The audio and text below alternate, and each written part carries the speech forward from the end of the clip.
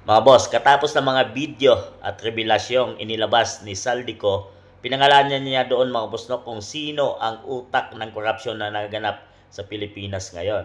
Katapos niya, neto, may babala si Rowena Guanzon mga boss no, ating basahin to. Huwag ka muna umuwi Salde unless gusto mo maging Saldico International Airport ang lalapagan mo. From Attorney Rowena Guanzon. Mga boss, alam naman natin na ang NAIA or Ninoy Aquino International Airport ay pinangalanan or ipinangalan kay Benigno Ninoy Aquino mga boss no.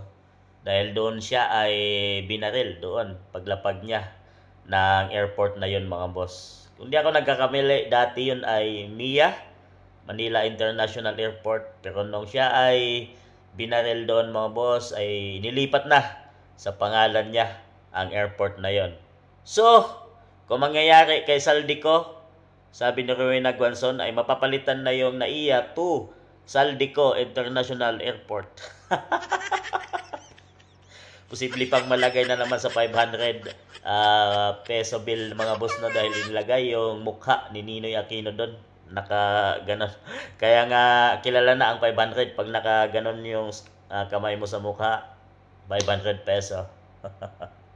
Si Saldico, ano kayang gagawin niyang action para mailagay sa mukha mga boss no ng 500 peso kung sakali magkatotoo itong sinabi ni Atty. Rowena Guanzon na Saldico International Airport.